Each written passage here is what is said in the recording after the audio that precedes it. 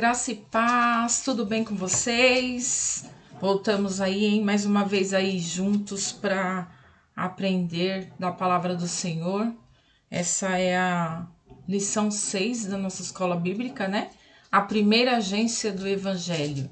Estamos na segunda aula e a minha oração é para que você esteja aberto à palavra do Senhor, esteja aberto aos ensinamentos da palavra, ao que a palavra nos conduz a ser enquanto cristãos e que nós possamos fazer bom proveito da aula de hoje, amém?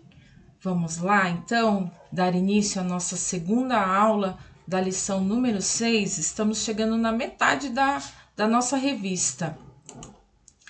Nós tínhamos aí um texto bíblico base, né, na aula passada, que contava a história de Cornélio, né, um homem que vivia em Cesareia. Ele era um centurião, né, um soldado romano, e teve uma visão, né, e foi conduzido aí pelo anjo de Deus a chamar Pedro para pregar a sua cidade, as pessoas que ali viviam. E assim ele fez, né? E Pedro também, guiado por um anjo do Senhor, que também teve uma visão, aceitou prontamente ir até o local. Mas Cornélio chamou só os vizinhos? Cornélio reuniu somente o pessoal da rua, o pessoal da praça, o pessoal do final de semana, do futebol? Não, Cornélio reuniu ali para ouvir Pedro a sua família. Ele convidou a sua família, ele convidou os seus parentes e também os seus amigos. Então, nós, por meio dessa palavra aí, né, nós iniciamos a aula da semana passada falando sobre esse momento, né, esse ministério que é a família. Então, Cornélio, ele teve essa preocupação em reunir os seus para ouvir a palavra de Deus, não é verdade? E assim, nós também, enquanto cristãos, temos aí como primeiro ministério a nossa família. Há quem diga que não tem nenhum ministério. Eu não faço parte de nenhum ministério na igreja.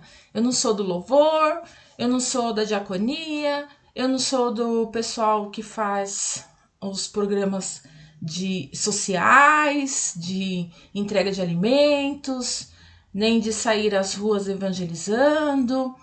Eu não faço parte de nenhum ministério, eu não sou líder de nenhuma parte da igreja.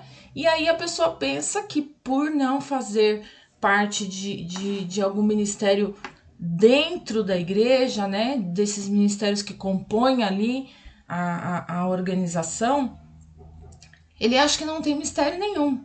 É um simples membro que vai aos encontros, né, participa da escola bíblica, participa dos cultos, dos eventos, mas não tem envolvimento com ministério nenhum. Mas existe um engano aí, né?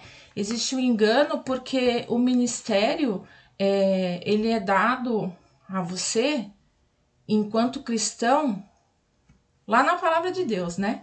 Ide e pregai o evangelho a todos. Então você já ganhou um ministério aí, né? Já tem um ministério só pelo fato de ser cristão. É pregar o evangelho a toda criatura. Então onde eu for, eu vou ser ministério. No meu trabalho, na escola e principalmente na minha família. Esse é meu primeiro ministério. Certo? Vocês se lembram, né, da aula passada? Recapitulando, nós falamos lá que cada família é de uma maneira, não é isso? Falamos das famílias pequenas, as famílias grandes, as famílias que moram próximos, as famílias que moram mais longe, as famílias que têm o filho cristão e os pais não, os pais cristãos e os filhos não, alguns irmãos que se desviaram do caminho, ou famílias que são cristãs, né? Que todos os membros são cristãos, mas em determinados momentos algum ou alguém dessa família precisa aí ser amparado, né? Passa por alguma situação e precisa que seja dada ali uma força, e essa força ela não vem do nosso braço, ela não vem do ser humano, ela vem do Senhor.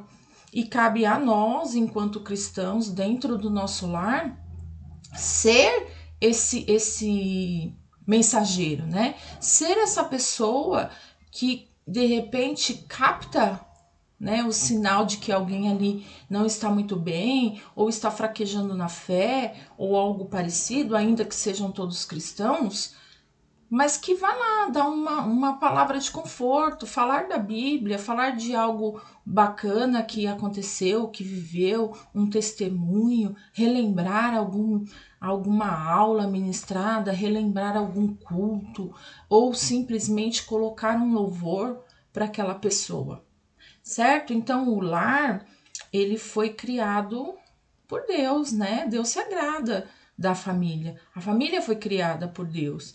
É muito ruim viver sozinho, né? É muito difícil viver sozinho. E por isso foi criada a família, não é verdade? E por mais que a sua família seja grande ou seja pequena, ou more distante, que você precisa pegar ônibus ou até mesmo um avião para fazer uma visita, ou uma estrada, né? Ou more todos no mesmo quintal, o Senhor, ele criou a família para quê? Para dar condições de vida ao indivíduo. Nós vimos isso na aula passada. Não é verdade? É dentro da família que nós aprendemos a viver em sociedade. Nós aprendemos o respeito, nós aprendemos a pedir licença, a falar obrigada, a respeitar os mais velhos, a respeitar os professores, não é assim? A ouvir o que o pastor está falando. Então, não entender que quando o pastor traz, né, os pastores ou os líderes da igreja trazem uma palavra de exortação, não é porque está querendo te humilhar ou está querendo deixá-lo triste, sim para a sua edificação, né? A palavra de exortação, ela serve para edificar a igreja. Então, dentro da sua casa, a sua família, ela é a célula maior, é a primeira célula, é a primeira convivência que você tem com outras pessoas, e cada um de um jeito, né? Porque por mais que sejamos cristãos e tudo, cada um possui aí o seu temperamento, as suas características, e nós temos de aprender a conviver com esses temperamentos e essas características para ter um bom convívio, né? Então já começa dentro da sua família, para depois se estender na sociedade em que você está inserido aí, na escola, no seu trabalho, não é verdade? Então nós demos início aí falando, né, dessa célula primeira, da importância da família, da importância de se pregar dentro da família, né? E vamos dar continuidade hoje. E eu vou fazer uma leitura aqui que está na revista, né, dos adolescentes que possuem a revista, continuação aí da lição 6, na parte do Fique Ligado. E tem algumas referências bíblicas que nós vamos falar agora. Nascido em um lar humilde, Jesus viveu como os demais judeus de sua época. Ele foi criado por Maria, sua jovem mãe, e José, seu pai adotivo. A Bíblia cita o nome de 4 irmãos de Jesus: Tiago, José, Simão e Judas, além de mencionar também as irmãs. Nós podemos encontrar esse relato, né, essa história da vida de Jesus em Mateus 13, e a partir do versículo 55 e 56, fala exatamente o que eu acabei de ler para vocês. Quando Jesus iniciou seu ministério, seus parentes não compreenderam bem. Veja que Jesus viveu num lar, né, como todos os outros lares, né? Ele tinha lá a família tradicional de todos opa, deu uma encrencada aqui, de toda a cidade. Então, como todos os judeus, tinha lá sua mãe, seu pai e tinha os seus irmãos. Era uma família como outra qualquer. Mas Jesus, ele iniciou seu ministério, né? Falando de Deus, porque esse era a missão dele aqui, né? Foi para isso que Deus deu o seu filho aí em terra, na pessoa de Jesus, para exercer seu ministério. E quando ele iniciou, esses parentes deles não compreenderam muito bem o que estava acontecendo. Percebe como às vezes você tá dentro de um lar e de repente eu já vi situações assim, né? E posso dizer por mim, porque eu sou de uma família que não era uma família evangélica e eu fui a primeira a conhecer uma igreja evangélica. Fui convidada por uma amiga e fui assistir a alguns cultos e acabei gostando, e a partir daí, num certo momento, eu entreguei a minha vida a Jesus e passei a frequentar a igreja evangélica, mas a minha família não era. E eles não entendiam, porque nós éramos de uma religião tradicional, né, da época, todos, minha mãe congregava e tudo mais, e eles não compreendiam bem porque a minha mudança, né, de igreja, porque a minha mudança de religião, vamos dizer assim, e eles não compreendiam. Nascida numa certa religião, de repente eu comecei a ir para um outro caminho. Em certa ocasião, quando Jesus expulsou um demônio de uma pessoa que era muda e esta pessoa começou a falar, a multidão se maravilhou com tal feito. Então veja, Jesus tinha o seu ministério, os seus parentes, a sua família ali não compreendiam esse ministério dele, né? E quando ele fez aí um milagre, as pessoas se maravilharam, né? Ficaram abismadas, ficaram olhando, falando: nossa, quem é essa pessoa, né? Que tá fazendo, que fez esse milagre, que fez uma pessoa que era muda começar a falar por meio da expulsão de um demônio. Então, isso pode acontecer conosco também, como aconteceu comigo. Não era compreensível para minha família a minha mudança. Era até esquisito. Como pode? Agora você vai mudar? Agora você vai para outro lugar? Você nasceu nesse ambiente? Então tinha alguns questionamentos. Mas a partir de um certo momento, a nossa vida muda, né? Maravilhas começam a acontecer, milagres começam a acontecer. E as pessoas que estão ao seu redor, principalmente a sua família, que conhece a sua história, que convive com você, que vê todo o seu sofrimento, tudo que você passa, começa a ver essa ascensão na sua vida, começa a ser testemunha dos milagres na sua vida, eles começam a ficar maravilhados, né? Eles começam a falar: opa, alguma coisa tá diferente aí na vida dela. Nossa, olha como tá mudando. Não somente ela mudou de posicionamento, ou mudou de um caminho, mudou de uma denominação, mas a vida dela tá mudando. O jeito dela tá mudando. E eu não tô falando somente de parte financeira ou de ter, né? De coisas, de objetos, de parte material. E sim da pessoa mesmo, de ser uma pessoa mais disposta, de ser uma pessoa mais feliz, de ter sempre um sorriso no rosto, de vencer a depressão, né? Como foi o meu caso.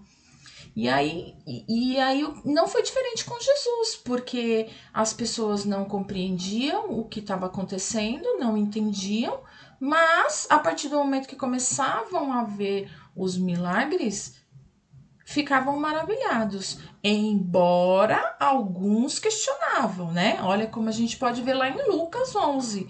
Alguns fariseus, no entanto, diziam que Jesus estava sendo usado pelo príncipe dos demônios. Então, não foram todos, né? A Bíblia diz que Jesus veio para os seus, mas os seus não o aceitaram. Então, Muitas pessoas não acreditaram, né? Muitas pessoas preferiam dizer que ele era usado pelo príncipe dos demônios e tudo mais. Mas uma grande parte também passaram a se maravilhar com o que Jesus fazia. Quando seus familiares tomaram conhecimento, foram ao local, pois pensaram que ele havia perdido o juízo, que havia ficado fora de si, então foram obrigá-lo a ir para casa. E essa passagem está em Marcos 3, e esse pedacinho em 20 e 22, do 20 ao 22. Então veja, isso também pode acontecer conosco.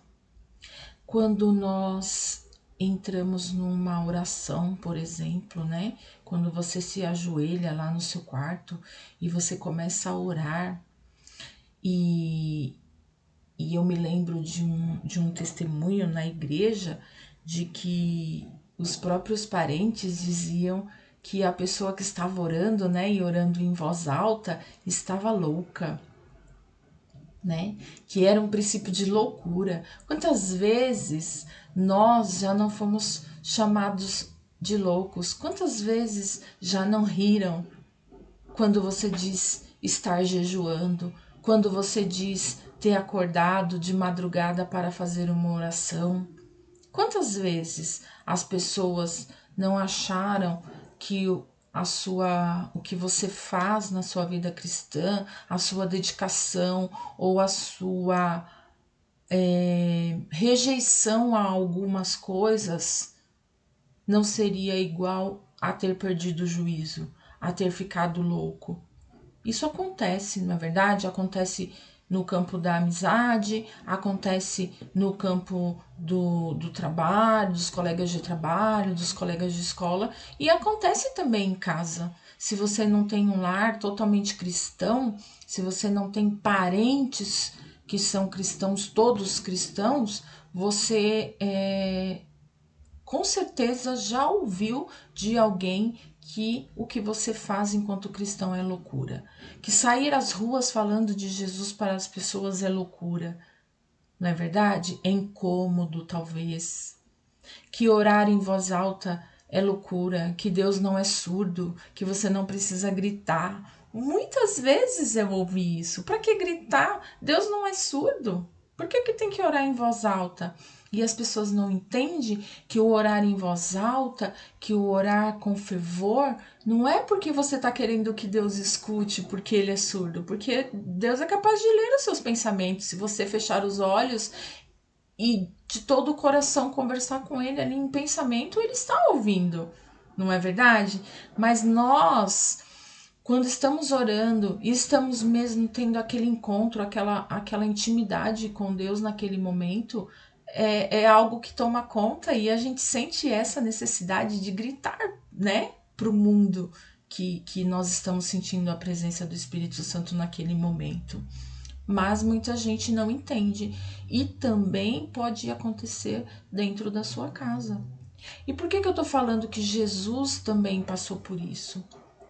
Porque às vezes você pode pensar assim: ninguém acredita em mim, ninguém me dá crédito, meus próprios familiares zombam da minha cara por eu ser cristão, e isso pode tentar te enfraquecer, né? São armadilhas que aparecem para enfraquecer o cristão. Isso pode acontecer com você também. Então, quando esses pensamentos vier à sua mente, lembre-se de Jesus. Nem todos acreditaram nele. Nem a sua família compreendia muito bem o que estava acontecendo. Embora depois todos acabaram entendendo, mas no princípio, no início, eles não compreenderam aquilo que estava acontecendo. Isso pode acontecer na sua casa, mas eu digo a vocês que isso tem de fortalecer a sua vida cristã, para que você continue em oração, continue pedindo, porque com certeza você e sua casa servirão, né, ao Senhor. Diz assim a Bíblia. Então, todo joelho se dobrará, toda boca confessará. E nós temos que crer nesta palavra. Amém?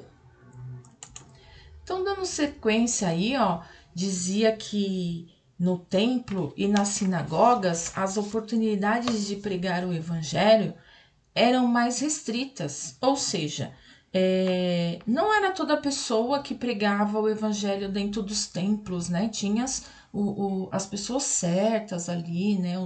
Os sacerdotes e tal, então não era todo mundo que poderia pregar lá dentro, era restrito, né? Algo daquele tempo. Então, Deus usou as famílias que se converteram, as quais posteriormente, de bom grado, ofereceram suas casas para o ensino da palavra. Então, veja que maravilha. Deus usou essas famílias aí que foram convertidas ao longo do tempo para usar a sua casa como templo, para oferecer a sua casa em culto e ensinamento ao Senhor, né? Ensinamento da palavra. Quando nós assistimos esses filmes, filmes cristãos, algumas novelas, retrata um pouco disso, né? Então nós vemos por várias vezes na casa das pessoas, ou daqueles personagens que estão representando os discípulos, ou que estão representando alguém ali em especial da Bíblia, que reúne as pessoas para falar de Jesus, para falar de Deus dentro das suas casas. A gente vê isso muito bem retratado nos filmes cristãos e nas novelas, né? E era mais ou menos assim, só para vocês visualizarem aí de como era esses cultos dentro das casas, né?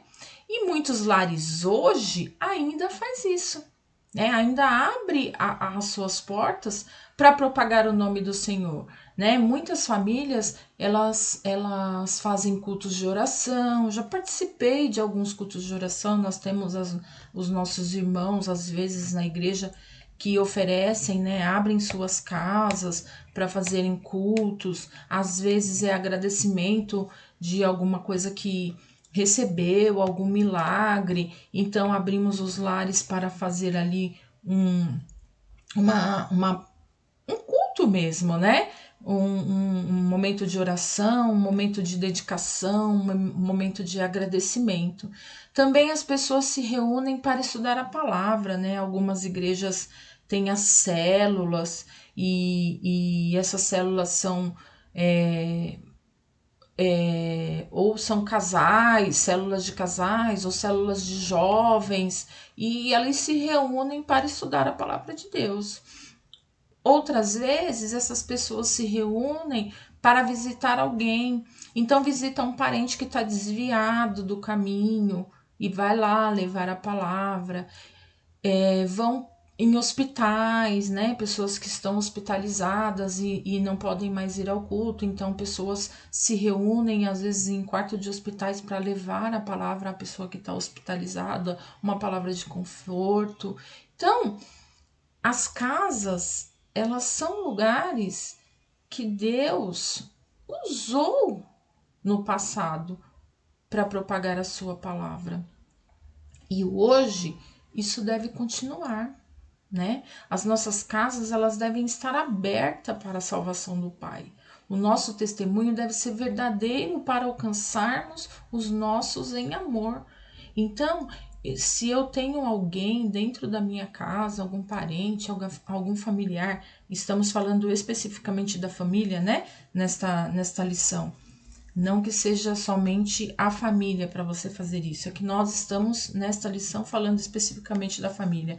Então, se eu tenho um familiar com problema, um familiar envolvido com drogas, ou com alcoolismo, ou com caminhos obscuros, eu tenho que alcançá-lo em amor.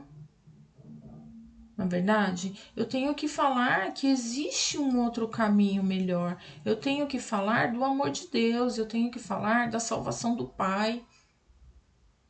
E isso eu tenho de fazer em amor, não em raiva, em ódio, em vontade da pessoa ir embora. O meu sentimento tem que ser de salvar essa alma, né? Principalmente dentro da minha casa. A família deve ser cuidada e valorizada com muito carinho mesmo. Por isso, nós devemos honrar os nossos pais. Nós devemos ter carinho, apreço, cuidado pelos nossos irmãos. Nós devemos levar uma mensagem, levar a palavra de Deus aos nossos parentes. Você sabe por quê? Porque essa é a vontade do Senhor. A vontade do Senhor é que ninguém se perca e que todos sejam salvos em Jesus. E nós somos mensageiros da palavra de Deus. Nós, como cristãos, devemos tirar aí um pouquinho do nosso tempo para isso, não é verdade? Nesse tempo aí de pandemia, de isolamento social, nós estamos... É bem verdade que nós estamos muito tempo dentro de casa. E, infelizmente, nós temos ouvido notícias de que algumas famílias estão passando por grandes dificuldades, inclusive de convivência. Não só dificuldade financeira ou dificuldade de se alimentar, de prover, de pagar as contas, mas também de convívio. Esposas, maridos, filhos, irmãos estão com convivências difíceis. Isso é falta de amor, não é? Se tem ódio, é porque tem ausência de amor. Não é verdade? Então, qual que é a vontade do Senhor? Essa é a vontade do Senhor? Não. A vontade do Senhor é que todos sejam salvos. A vontade do Senhor é que todos sejam alcançados. Todos. E dentro da sua casa, você pode ser esse gerador aí de amor. Você pode ser esse mensageiro. Você pode ser esse que vai sarar as feridas que se abriram, ou que se abriram nesse momento, ou que voltaram a se abrir, né? Feridas que já estavam, de repente, lá quase que cicatrizadas, mas esse momento de convivência e de dificuldades acabou que abrindo novamente a ferida. E você pode, né, com a ajuda de Deus, lógico, sempre com a presença do Espírito Santo, sempre com a luz da palavra, ajudar a sarar essa ferida aí que está aberta. Amém? Nós contamos com vocês aí para valorizar a sua família, para cuidar da sua família. Sabe por quê? Porque Deus ama a família. Deus criou a família para ser bênção nesta terra e a sua também. Certamente o Senhor tem um propósito específico para cada integrante da sua família. Ele deseja usar a todos para o louvor do seu nome. Todos. Toda a sua casa servirá ao Senhor. E quando a gente estuda a história bíblica, a gente percebe como o Pai ama a família. Como é que a gente percebe isso? A gente percebe quando lê Gênesis 7, que diz que Deus preservou a família de Noé do dilúvio. A gente percebe quando a gente lê Josué 6, que diz que Deus preservou a família de Raabe da destruição de Jericó. A gente percebe quando a gente lê Atos 16, que Deus providenciou a salvação do carcereiro de Filipos e sua família. Não é verdade? Então, quando existem várias referências na Bíblia que falam sobre família. Não é verdade? Então, a gente percebe que Deus ama a família. Que Deus criou a família para ser bênção e a sua não pode ser diferente. Amém? Vamos fazer um combinado que você, a partir de hoje, se não fazia, vai começar a fazer isso. Se você vê uma pessoa da sua família meio cabisbaixo, meio tristezinho assim, você vai chegar lá e aí eu vou lançar para você um desafio.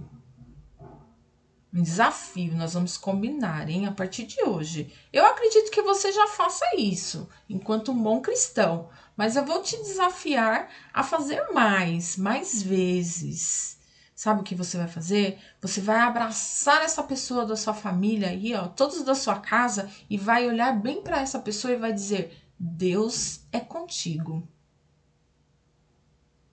Sempre que precisar, sempre que necessário, Deus é contigo. Abrace a pessoa. Agora você pode abraçar todos os dias, todo momento e dizer: Jesus te ama e eu também. Beleza? Combinado?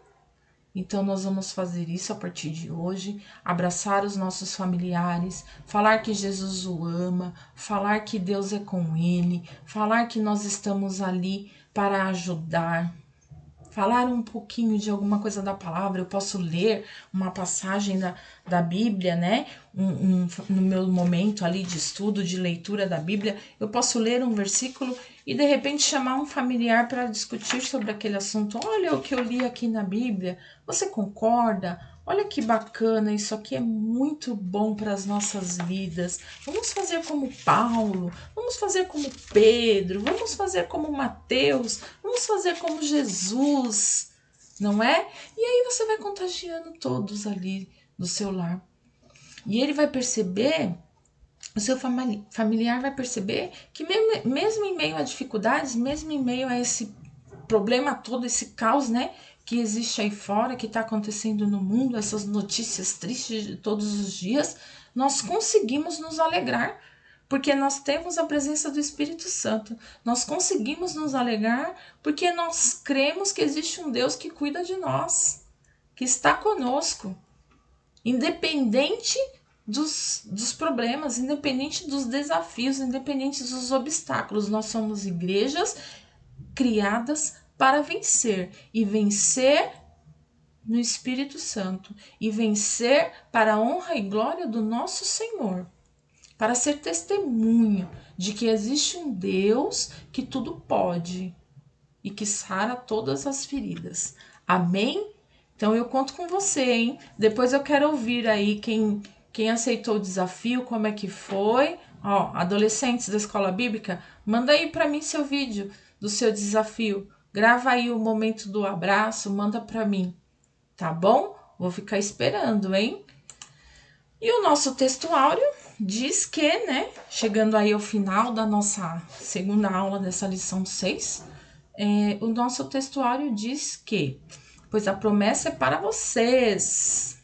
Vocês. Olha só, Deus não está dizendo para uma pessoa só, está dizendo para todos, para vocês, para os seus filhos e para todos que estão longe. Era para você, para suas casas, para os seus parentes e para os seus amigos, para todos quantos o Senhor, o nosso Deus, chamar. Amém? Atos 2, 39.